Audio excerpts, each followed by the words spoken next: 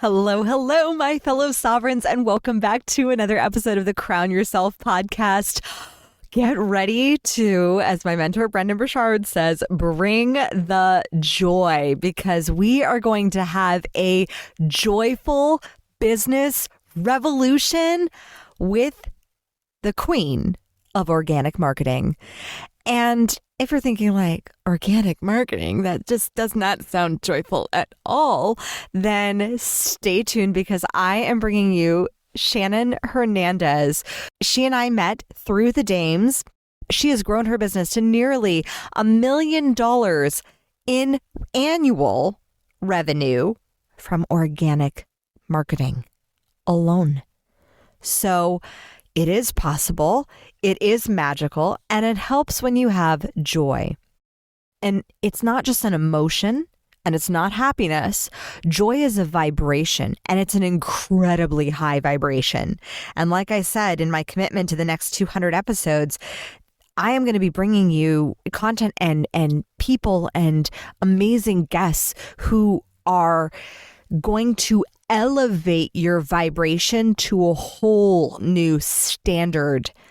And that includes the vibration of your business. And as we know, because of the law of vibration, if you haven't downloaded my How to Get Anything You Want guide, the law of vibration is in there. And the law of vibration is that everything is vibration. Money is vibration. Joy is a vibration. And if you want more money and more energy flowing into your business, then eliminating those lower vibrational aspects of business, of the guilt and the shame and the bleh of going through that, and turning into having it be more joy, well, that is Shannon's specialty. And she brings a joyful business revolution and has experienced a level of joy that also comes from having what we talked about with my friend Jan's in my friend Jan's podcast several months ago, about the deep end of joy, about the grief. And so we're not just talking fluff and fairies and rainbows and all the magical shit. Like, that's great. And there's also the level of the experience of grief and transformation. And I found Shannon's book. Shannon actually recommended it to me at a time that I was in a space of deep grief.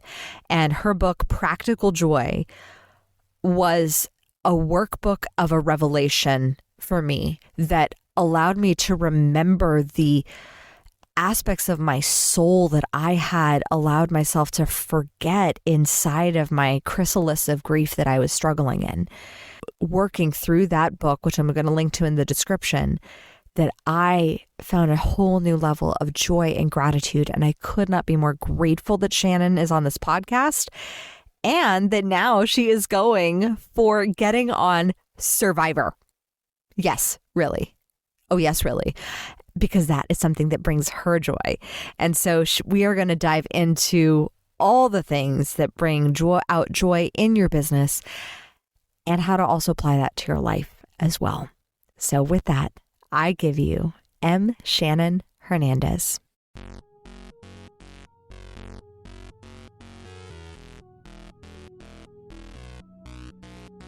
Welcome to the Crown Yourself podcast, where together we build your empire and transform your subconscious stories about what's possible for your business, body, and life.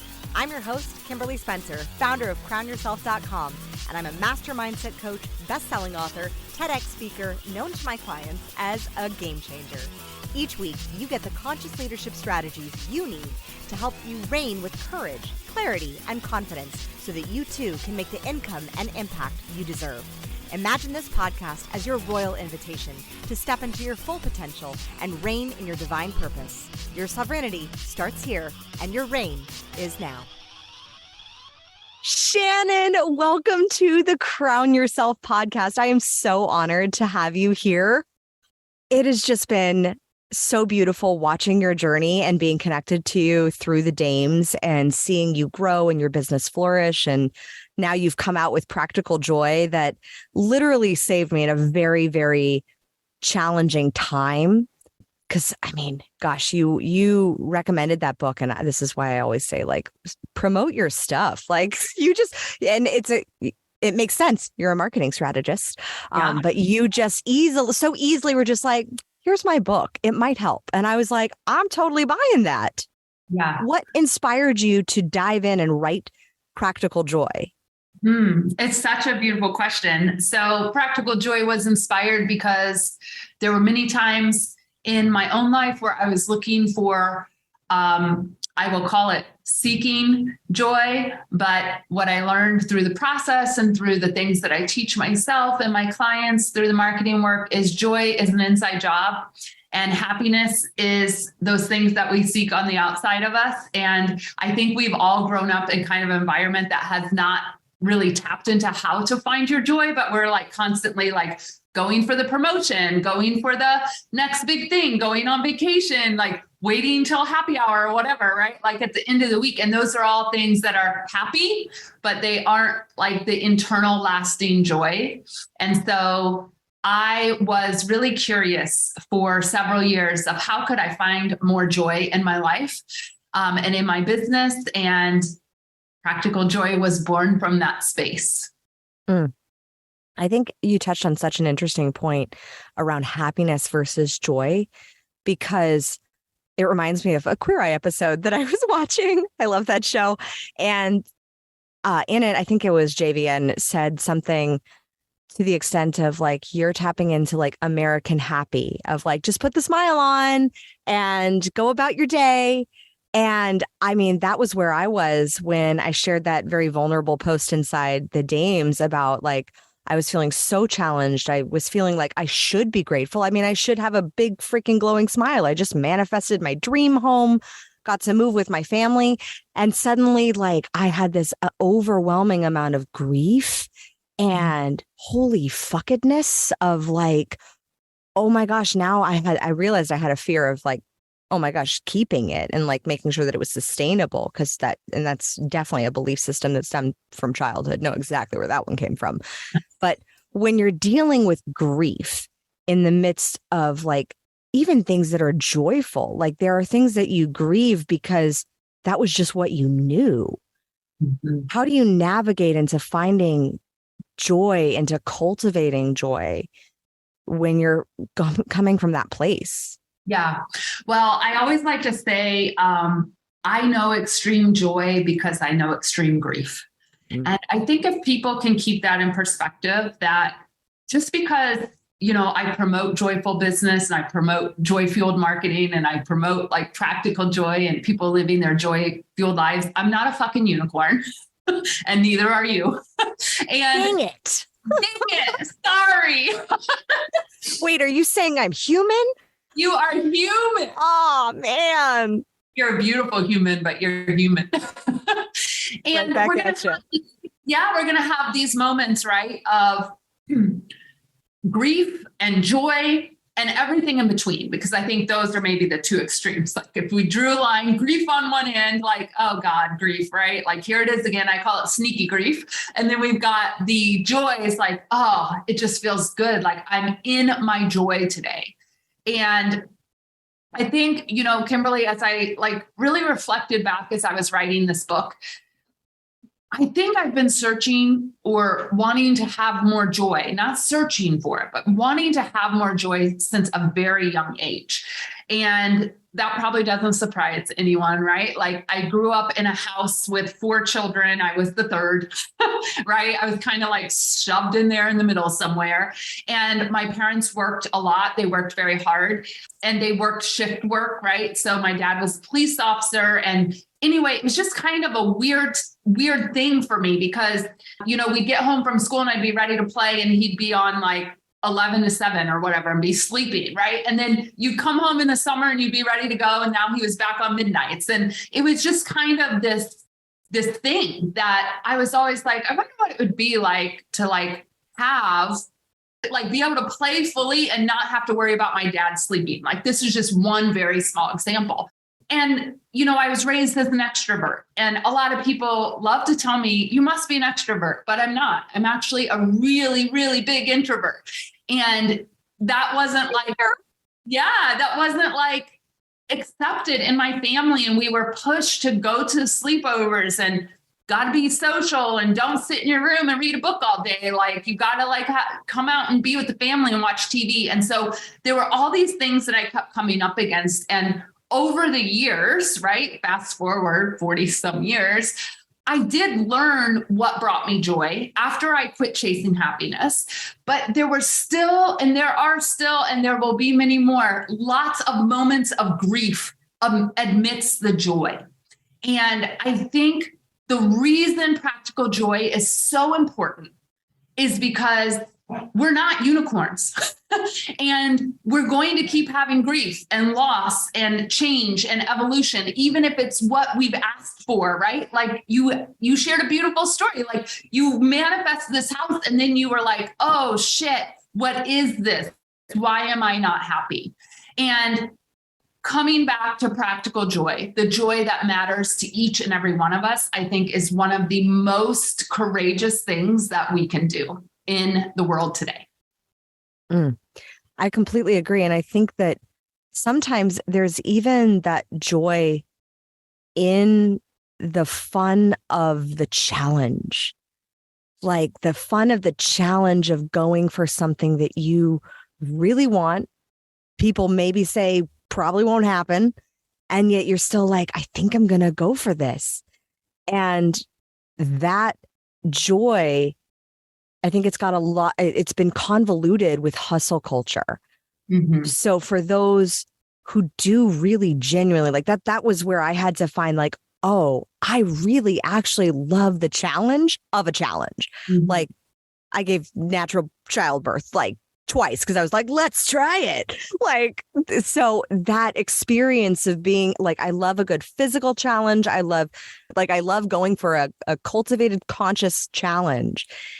And it was in that lack of the challenge that I found, oh my gosh, I manifested this. And now what's my next challenge? Like, what's the next thing that I'm going to find that's going to bring me that joy of going for something bigger than most people think is possible, and yet you still happen to do it. Yeah. Yeah. So when you've had several experiences of that transformation of grief, can you tell me about a time that you just really struggled or were challenged to source your joy? Yeah. I would say the biggest one and the most recent one is my spouse has transitioned to a woman. And we've been married 13 years, and the first 9, husband, last 4, wife. So it's been a big challenge on so many levels. And, you know, this is really the dichotomy, I think, of grief and joy, and how you can be so joyful for somebody because they're living how they want to live and they've blossomed and they feel like this new person that they've always wanted to be. And I was grieving. And she was grieving too. Like she had to grieve 40 years of not being that. And I had to grieve the marriage transition. And with that came family who walked away, came, you know, friendships changed. Like, who am I as a person? How does this impact my identity, my sexuality? Like, we're not all the way through it yet. I'm not all the way through it yet. Maria's feeling really good about who she is now. And I'm so happy for her. And it's like such a beautiful thing to see that you can be in total joy for something, and the grief also has space there as well. And that's just been a big transition. And we're super committed to our relationship and super committed to each person living out their most joyful life and doing good in the world. And that's what I hold on to at the end of each day. When did you decide to make that level of commitment to your joy? Well, I had to put a lot of armor on, which was hard because I'm not somebody that wears armor. As you know, I'm pretty transparent and I'm just real, right? Like that's how I've always been. But I knew when we announced this or kind of shared this with my family, it was going to not go well, and it didn't go well. And I knew that, and I intuitively knew that. And I just knew it like that, I'm the only person that kind of like swayed from the super conservative Christian right side of my family. So I had to put a lot of armor on, and it was during that time why that act didn't feel joyful. I knew I had to protect what I wanted most, which was to stay in this marriage and help my spouse transition. And that was really a big knowing of coming back into my inner joy and what is it that brings me joy. And it's the little things, y'all. It's the morning cup of coffee while I drink coffee while I meditate. I probably shouldn't do that, but I do. It's kind of like a moving meditation to just like sip, and it's the repetitive motion. Oh, side note, for years, 40, how old am I? 46, 45 years. I told myself, I can't meditate. I can't meditate. I am now on day like 200 and something of guided meditation. I needed a different kind of meditation. And part of this was why I wrote this book, because you've got a lot of people saying, just sit still, just be grateful, just meditate, just be present. I was doing all those things, and I still didn't have the level of joy that I wanted. So, oh my gosh. Yes, I completely agree. I used to hear that and I would be like, and just fuck off. For real. For real. Like that was when people were like, oh, you need to meditate. My running was my meditation. Yeah. That was what got me through my divorce in when I was 23. Yeah. Like that was my meditation. That was movement. That was something propelling me forward. But after a while, that didn't work. And I found in 2019, I found transcendental meditation. Since then, that's my jam. Yeah. So I get being on that meditation journey and finding what it is that works for you. Is there an app, or what kind of guidance do you get? I use the app called Insight Timer. Mm-hmm. And I have curated playlists of over the last 200 days of my favorite people. And yeah, it's just 10 minutes, in the morning. It's quiet. It's time for me.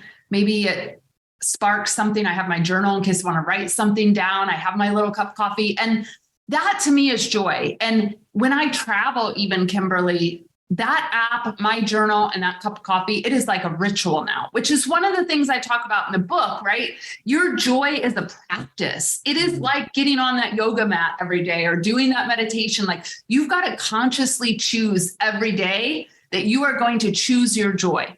And it can be a 5-minute thing. It can be a 20-minute thing. It can be an hour-long run.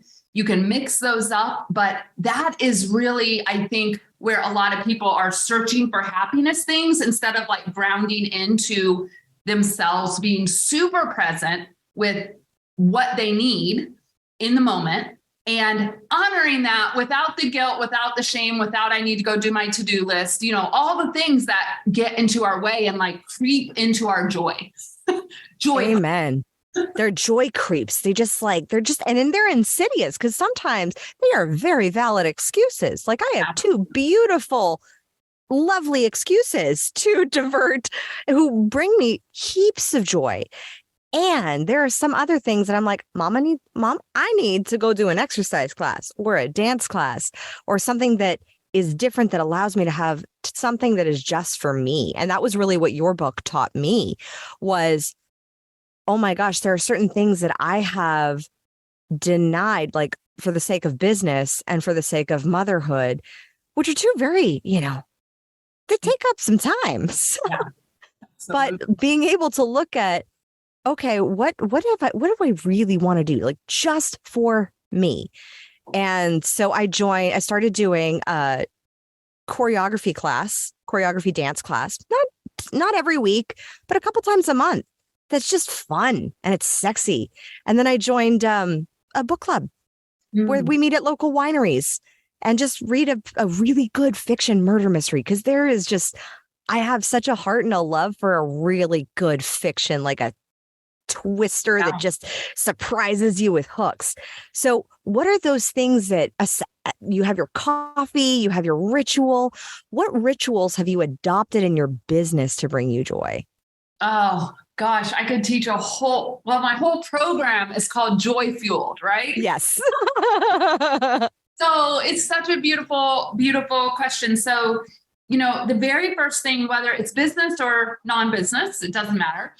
Our joy comes from honoring our lifestyle values. And this is why I always say, like, your flavor of joy, Kimberly, may be very different than my flavor of joy. And the reason why is because we value different things. And even as we grow and evolve, our values change. I'm not talking about integrity and honesty. I'm talking about things like my highest value right now is health and wellness, right? So any time that I can steal 30 minutes outside and walk or run or work out with my trainer like I did this morning, that just feeds my joy.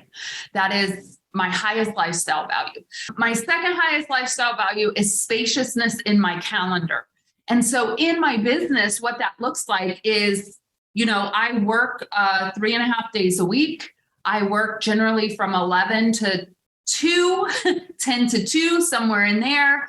And then I'm out. I'm going to the pool. I'm going on a walk. I'm reading fiction, right? Like fiction is such a huge part, but I have that spaciousness in my business calendar. The other thing is my joy comes in for my lead gen, and my joy comes in for how I deliver my programs. And for many, many years, I had one-on-one, a full 12 to 15 one-on-one marketing strategy clients, right? That was a lot. It was a lot to carry. Marketing and business comes with everyone's stuff all around. And I've cut that back significantly, but I've gone onto the teaching of the marketing and the group of programs, because as a former teacher, I love teaching. It is where I light up. It is where people catch on fire, as I like to say, and their marketing catches on fire and their business catches on fire in the best way. So thinking about your joy in terms of, in business, how your day is set up. Is your business honoring your lifestyle values? Is your marketing joy fueled, right? We call it joy fueled marketing. Are you delivering your programs or your offers in a way that brings you the most maximum joy? These are like how you really get that business that you love. Can you give me some examples of joy-fueled marketing? Because for so many business owners, that is a paradox. But before you do, I know that you very nearly hit, even just working 3 days a week, like you are almost $1 million business a year.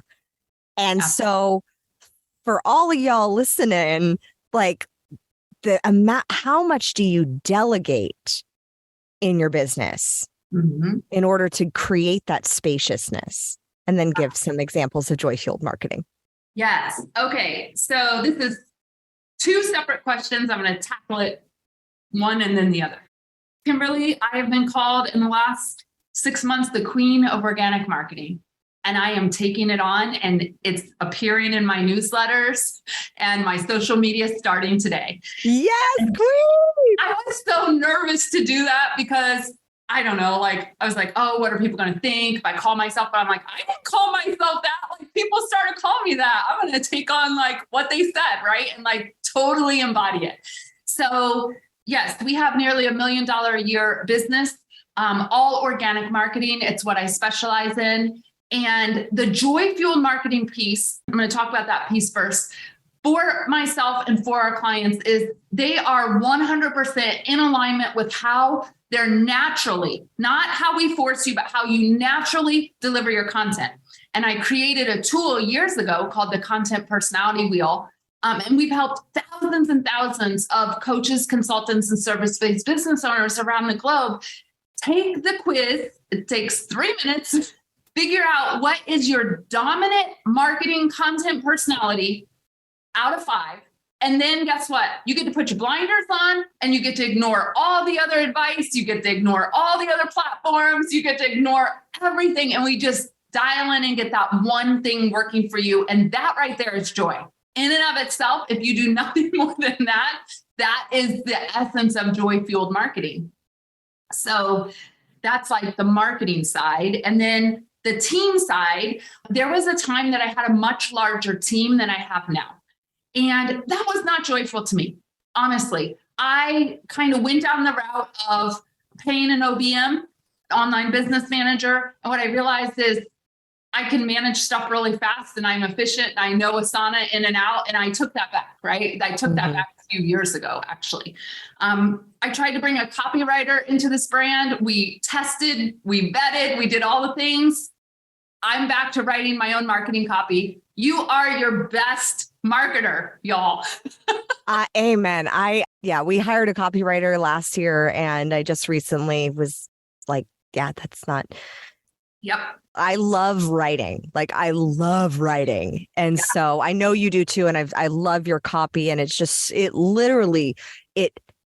sparkles of you. Yeah. And I did a lot of training with the person and she did a good job, but guess what? I just needed to simplify. To me, sacred simplicity has been something that I try to remember. How can I simplify this more? How can I keep it more sacred? How can I keep it, more present and closer, not to my heart, but closer to the vision without like all the creep, right? Like I was paying an OBM, I was paying a copywriter, whatever. The point is now I have a lean team. We all are aligned with the joy. We all are aligned with what we're bringing to the people. And my team is a client care virtual assistant because I don't want to answer all those emails coming in. Yeah. I get it. The password and whatever. Okay. All of that. She handles that. I have a tech VA who does all the website stuff. He's amazing. He's our tech wizard. And then 3 years ago, I delegated sales.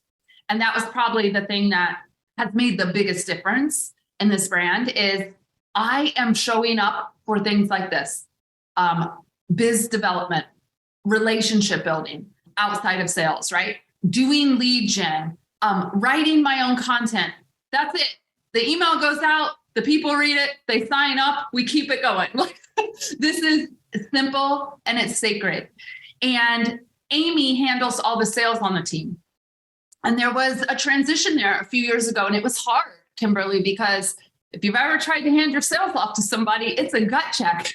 We're right? in the process of doing that for our agency now. And I'm like, oh, yeah, mama's got a lot to learn and a lot more processes to like extract from my brain of like how I've done it successfully.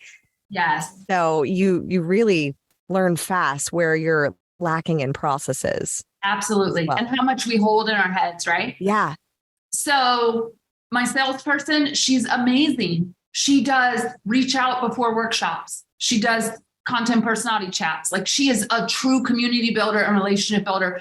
And I trained her in how we do sales here, which is soulful selling, right? No like pushing, no getting people to sign up on the spot, none of that shit, because it ain't joyful. It's not joyful. I don't pull that bullshit either. It's just like, yeah. And I think the question with that is that I get so often is how do you establish urgency with soul? Because urgency and deadlines are a part of sales. And what does that look like for you in your business? This is a journey. This has been a journey. So I've been in business 12 and a half years. So I came into business when it was do the launches, do the countdown timers. I didn't do countdown timers ever. They didn't feel good to me. Do the launches, you must sign up like in 24 hours. And I have had to unravel all of that. And you know what was interesting? I thought, this is crazy. I'm going to go backwards and not make nearly the amount of money, but look what happened. Yeah. Right. So we actually went on this beautiful journey a few years ago, and it took our brand from 200 and some thousand up to like 600 in that year. That's a lot of growth in a year. That was also the year I got rid of everyone. And so we just dialed it in, right? So super profitable on the other side of it, right? Like 40 and 50% profit margin, which is unheard of, right? In business. Yeah. So the number one thing I had to do, and I had to do a lot of mindset work around this and a lot of like, this is my intuitive knowing and I'm tapping into it. I don't care how crazy it sounds to me or anyone else. Like my brain can go take a hike. I am doing what's in my heart and in my soul. And we transitioned every single program that we run from launch model to what we call open everyday model. And we got rid of the scarcity and we got rid of the urgency. And we actually just believe that people will make the best choice when it's right for them. We don't have to make incentives for people. We don't run discounts. We don't run specials.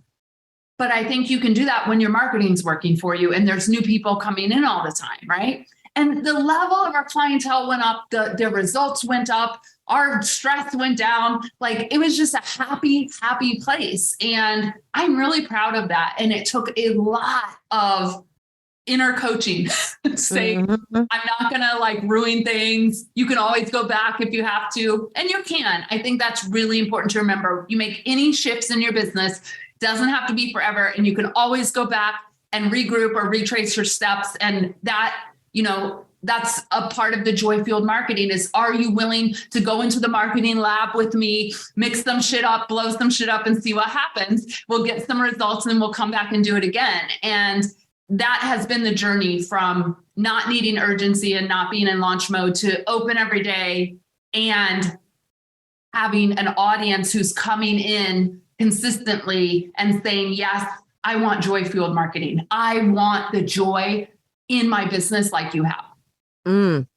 I love that because, and it so resonates because just this past week, I blew up our CRM. Blew it up. 7 years of funnels and things. And because I looked at what was really bringing in the income for our coaching business. And I was like, it's really one-on-one, high touch, personal coaching. And I love that.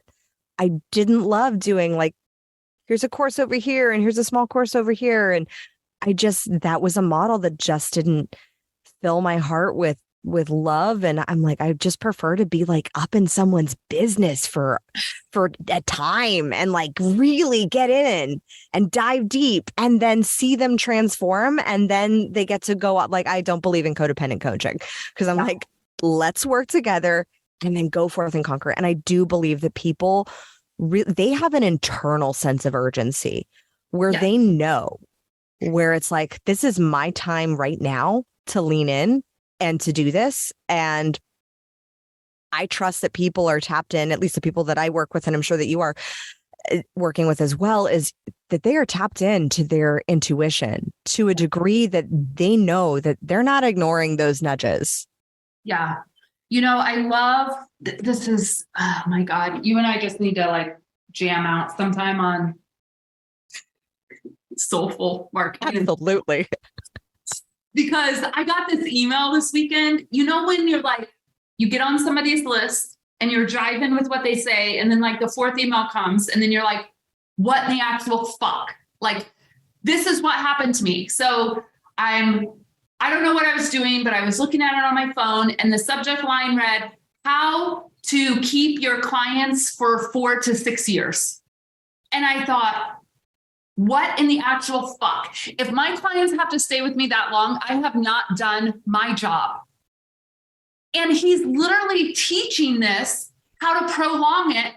And listen, I unsubscribed, but I have heard this before. And I know, I want to say, I sort of think I know what happens. The people are coached not to give it all, to just a little, so you renew, a little, so you renew. And I am so happy that you said, I don't want codependency clients. Like, that's not what I'm in this for. We're going to give you your wings, help you fly out of the nest a few times, and then you're gone. You're soaring high. You're doing it. I mean, and I've found that my clients typically will come back 6 to 9 months after they've stabilized at the level that they've got to, and then they're ready to take off and transform again. Because when they have that next goal, that next dream, that requires a level of transformation. But it's not this consistent, like, let me just work with you just a little bit, put Band-Aids on these gangrenous wounds, not really go deep. And I just think that's absolute bullshit. And I think if you are doing that, you are doing a radical disservice to your clients. Like that, I think, and I think it's manipulative and codependent. And I got lots of opinions about it. I said I wasn't going to get that spicy, but sheesh. Well, I bring out the spicy in people. Yes, you do. You do.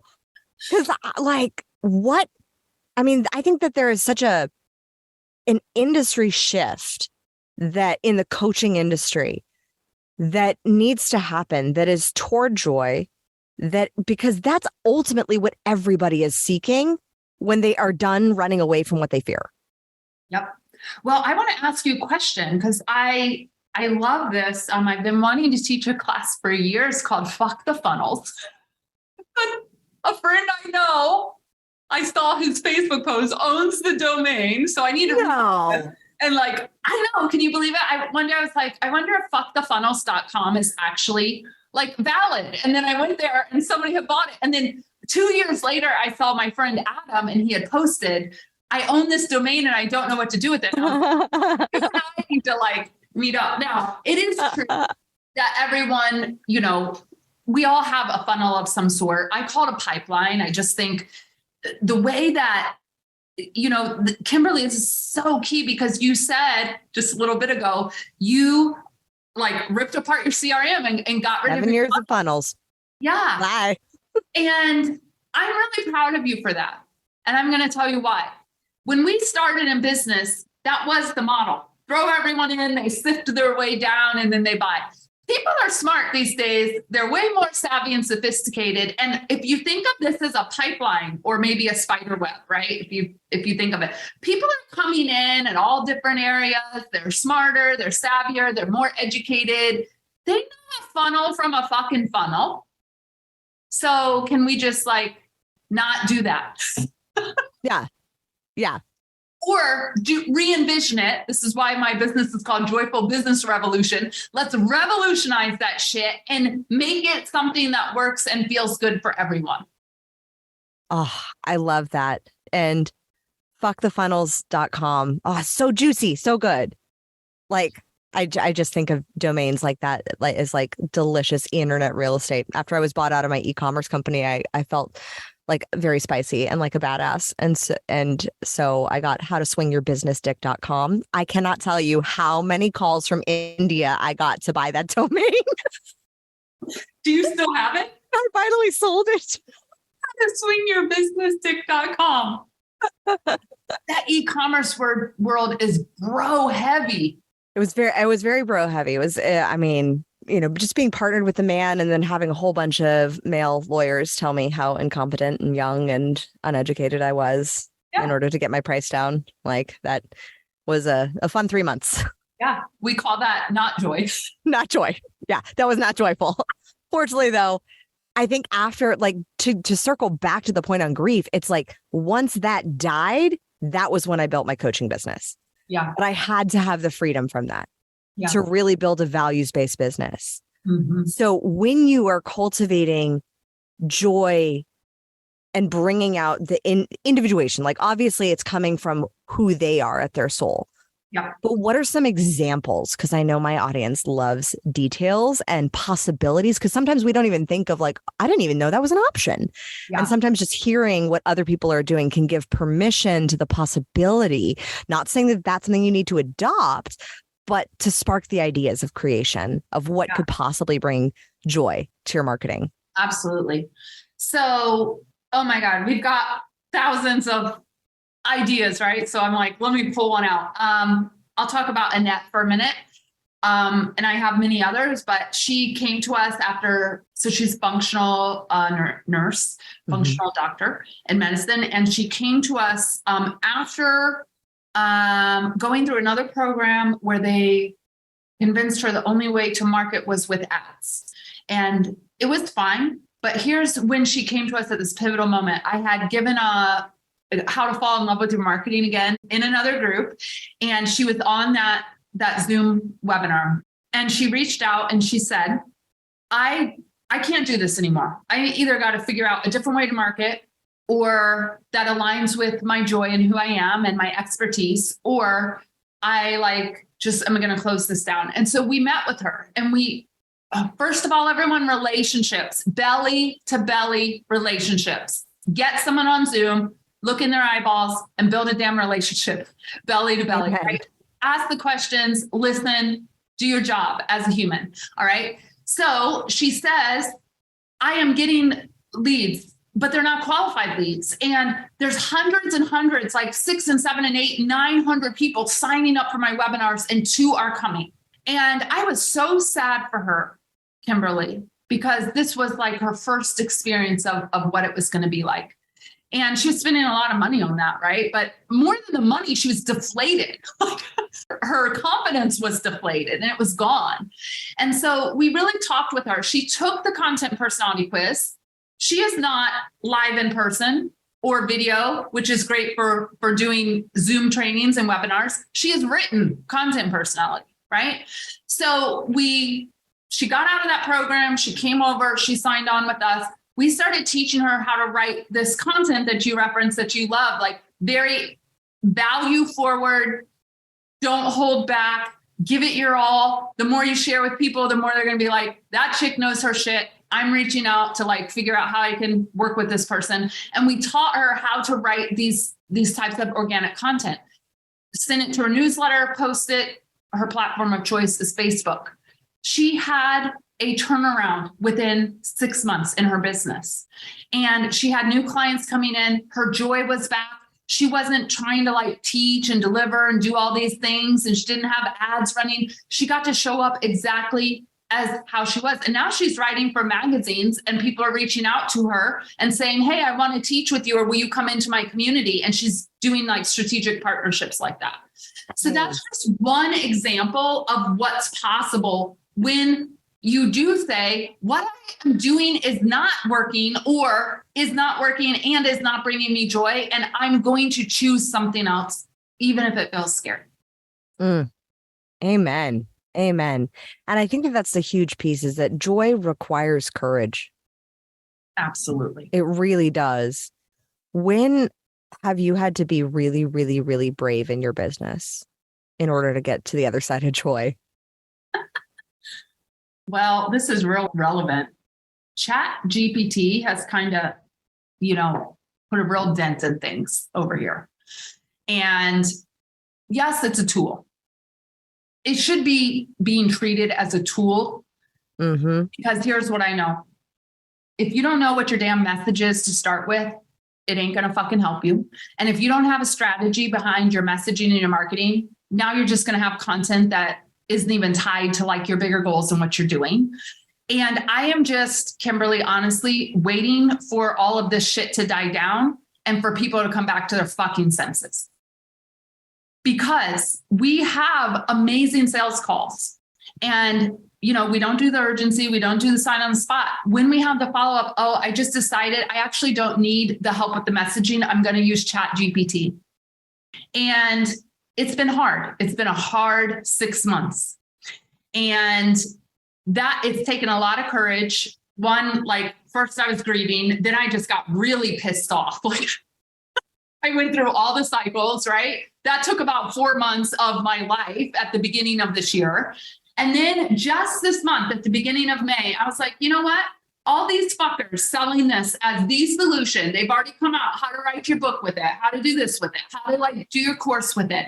And I'm like, all these people are looking, because they're about at the point now where they're still not going to know how to market it. They're still not going to know how to do a sales. They're still not going to know how to get people to the thing and get them converted. Like there's a lot of gaps in there.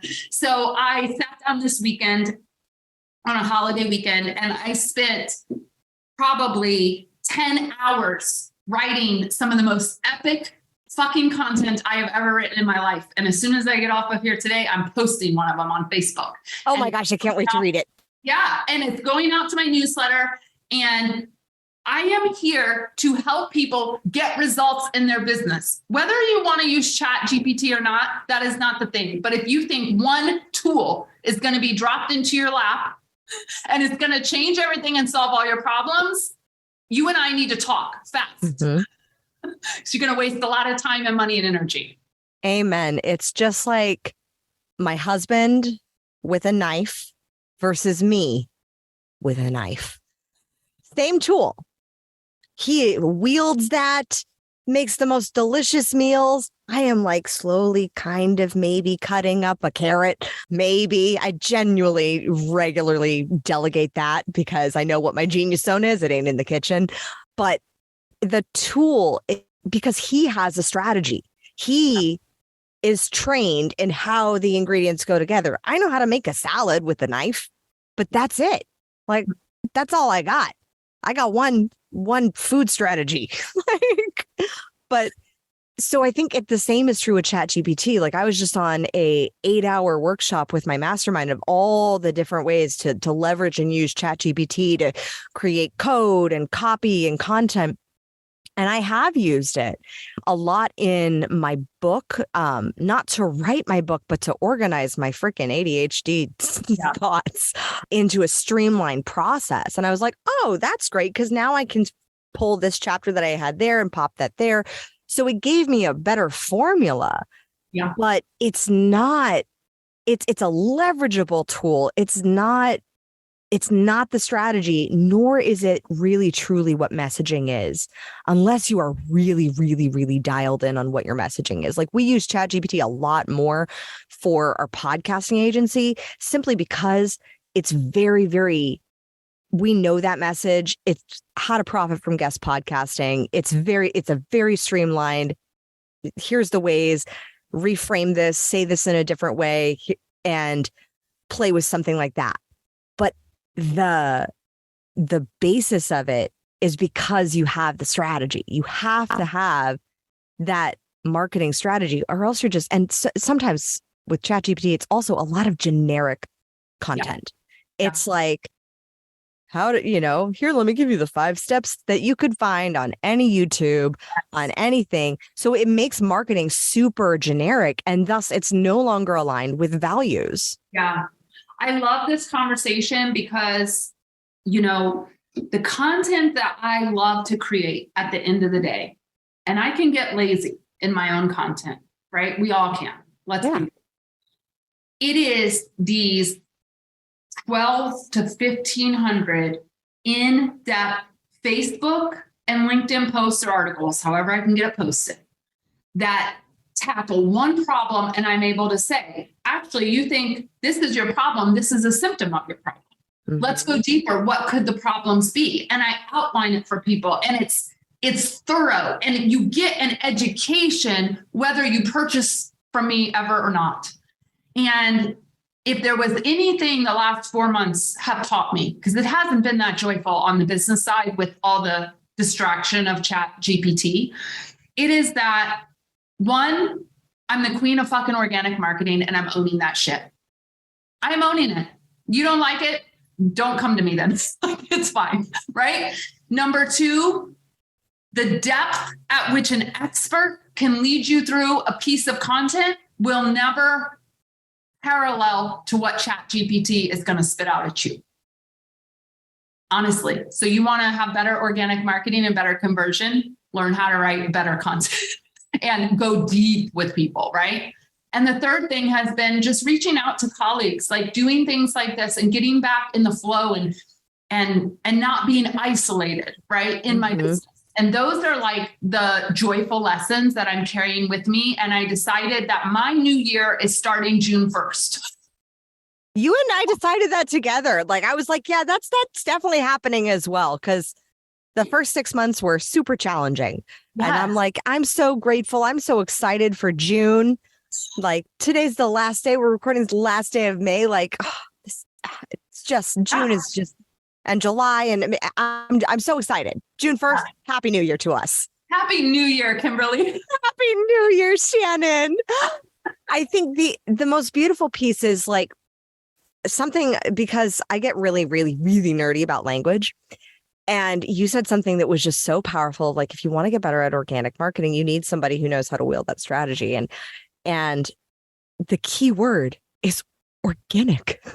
Organic. Like, that means we are organic beings. We, as humans, that ain't a robot. Yeah. Like, if you want to attract people, it ain't really happening with robot words. Yeah, absolutely. Oh, I feel some good content coming on. Mm-hmm. It's just going to pour in through because that is what organic does. That's nature that flows through us and through every single human. Yeah. The other thing someone told me these last 4 months, and I do take people's feedback. I really do. And I listen and I mull it over. I'm kind of one of these deep thinker people. But at the end of the day, I know if it's true for me or not when it settles in, right? Someone said, quit using the word organic. Nobody knows what it means. And I was like, are you fucking kidding me? Anyone who is at the level of people that I'm talking to knows the difference between organic marketing and paid marketing. Like, no, it means like organic produce, he said. And I'm like, no, I'm not taking your advice. Right? Not in marketing. Like that's where we learn. And I think that it just goes to say, like, looking at whether it's your joy or your business or your life, like it really comes down to cultivating it and creating it for you and how you want to rule. And that was the whole foundation of my business. I was like, I want to tap you into your own sovereignty. I don't want to rule over you. When I say like, yes, queen, like I'm like queen to queen meeting right here. And I'm not like to project your own strategy onto somebody else. It's like, how arrogant and judgmental like is that, when rather like extracting what somebody's success strategy, what their marketing strategy is from the place of like their highest and best, most sovereign, amazing self through their own authenticity. That's the juice right there. And that's what I've seen consistently make people multiple 6, 7, 8 figures, is when they figure out that sweet sauce that is just what they are compared to what everyone else said they should be or should do. Yeah, absolutely. And this is why we like to talk. Another part of the joy fueled is we talk about a framework, our 4-step joy fueled organic marketing framework. And I think it's really important because if you're working with people who want you to be empowered and in your best power, they're not going to sell you a formula, a plan, a scripted thing. The correct word is a framework, a framework that you can tweak and make your own, and it's going to feel good to you, and you're going to feel good rolling your message out. Again, if you rebrand or, we all have to dig back in at different times and evolve. And I think that's one thing I really want people and the listeners to think about is work with people who aren't going to say you have to do it this way or this way is the only way. And there's still a lot of these people out there and they're taking a lot of money every day. And the sad part is I get the backlash of that because most of our people, this is where I wish I had a magic wand. They go and do all the flashy stuff that makes all the big promises first. They don't fucking get half or even a third of what they said they would be getting with the formula, with the signature, whatever it's called, right? Like you're going to just do it this way and be a little robot. And then they come to us and they're like, well, that didn't work. And I need joy and I need money and I need to get my confidence back. And my goal is like, what is it going to take for me to shift this paradigm where they're not wasting all this time and energy and losing their confidence first? I want to see them first in my space, get them moving, get them on, get them rocking and rolling and send them off. Yeah. So you don't have to, the hard doesn't have to hit so hard. It doesn't have to hurt so bad. Yeah. And I feel you because that's where I was in 2017. Like 2017, grasping at straws, new mom, like actually not yet new mom, like 8 months pregnant, grasping on shiny object syndrome because I just started to make money in my business. And I was like, I need to grow this. I have a baby to support. And the marketing that I saw that was being used was very much like, make this much in 6 months and look at how I did this in 6 months. And then if you don't come to my retreat, then you're going to miss out on all the vibes of all like, and that scarcity coming into play that plays into people's fears and limitations. And I think that if you believe in a joyful, abundant universe, which I truly do, and I know you do too, like how do we cultivate and turn around the entire paradigm shift of marketing? And I know this is a really juicy question to end on, but the entire industry of marketing, of business, from a scarcity to an abundant, because I think that's what's made ChatGPT so attractive, is because you can just have an abundance of content and you can just have this perception of abundance, but it's really an illusion because it's not depth. Yeah. So how do we turn that Titanic around? Well, this is the question I wake up with every morning. And in my little piece of the world, because I learned as a teacher in Harlem of 8th graders many, many years ago, I can't change the world, but I can change my little piece of the world, right? My little piece, people that come in contact with me. We actually have a commitment on our website. And I'm going to read that in just a minute, word for word, because I was very intentional on these commitments that I wrote with our rebrand that happened about 1.5 years ago.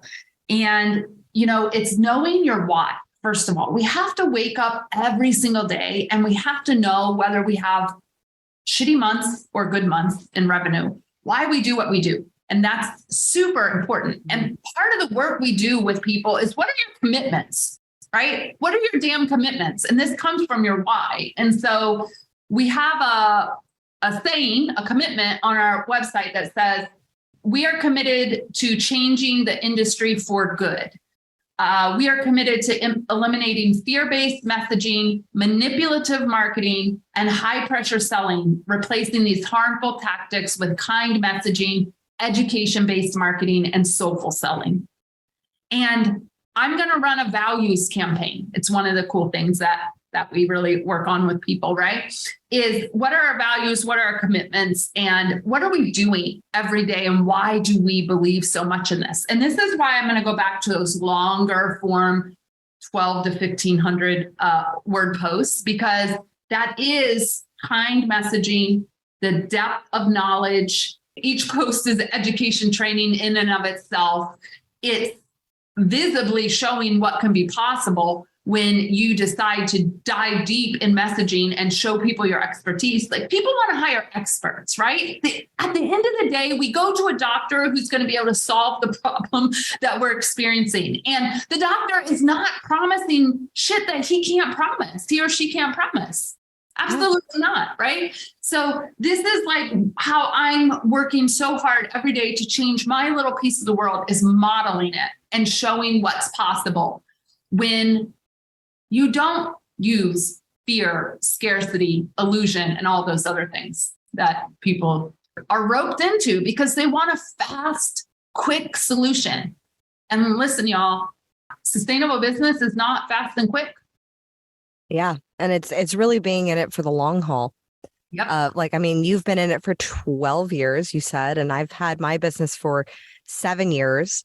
And now we have the agency. That's my new baby. But there's a level, and I've been an entrepreneur since I was 19 years old. There's a level of commitment and understanding to this journey. And sometimes it takes those moments of joy to be able to understand, where are you finding that? How are you sourcing that? Are you getting enough of that? And then how do you get more? So, Shannon, I have loved our conversation. I'd love to dive into a little bit of rapid fire if you are open. Okay, I'm going to try. Okay. Who is your favorite female character in a book or a movie, and why? Well, I don't watch movies. We established that. I do read books, but I'm actually going to talk maybe about more of an archetype. Mm-hmm. We binge watch Survivor every night, 2 episodes. It's like my happy place. And I love all those women who show up and they give their best and they hardly ever win and they know it. And they start talking about it later in Survivor. And they're like, why are more women not winning in Survivor? And they're good too, right? But they get overshadowed by the guys. So that's my answer to that question. Ah, nice. I haven't seen Survivor since the first season that came out. Amazing to watch its evolution. Oh, wow. What woman would you want to trade places with? Be in her body, feel what she felt, see what she saw, experienced it, dead or alive, obviously, when she was alive. What woman would that be throughout history and time? Michelle Obama. Number one answer. Number one answer here. Yep. Yeah. It was Oprah for most people, but yeah, Michelle Obama has taken the cake. Yeah.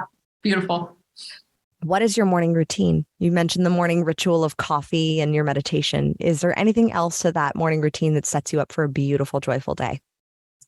Coffee, meditation, journaling, workout, and a plated hot breakfast at the table before I start my day. Beautiful. What is your evening routine beyond Survivor to set you up for success in the morning? Yeah. All devices are off by 7:30. My phone, mainly. My computer's off when I leave my office. So phone off by 7:30 at night, TV off by 7:30 at night. I have a cup of hot tea. I read some fiction. I do some stretching. I'm in bed by 8:30, asleep by 9. Oh my gosh. I wish I was in bed by 8:30. But I also wake up super early. How early do you wake up?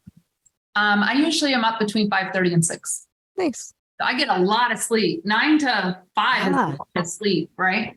That's a significant amount of sleep. I've made a commitment over this past year with an infant growing into a toddler to get more sleep. I'm now up to 6.5. So good. We're getting there. It's almost a 7. What is your favorite piece of advice that you ever received? Don't have a plan B. Nice. You have a plan B and a plan A.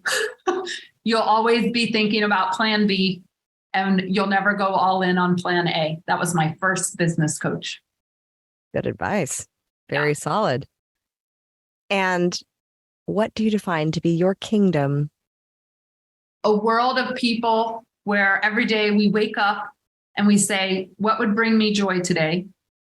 In service of being able to show up and spread more joy through our interactions each and every day.